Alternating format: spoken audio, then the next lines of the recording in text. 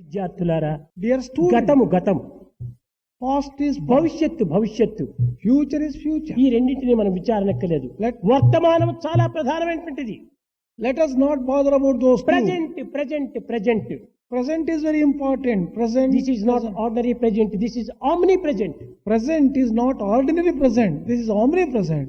అనగా ఏమిటి? భవిష్యత్తు యొక్క ఫలితము ఈ యొక్క ప్రజెంట్ లో ఉంటుండాలి, పాస్ట్ యొక్క ఫలితము ప్రజెంట్ లోనే ఉంటుండాలి.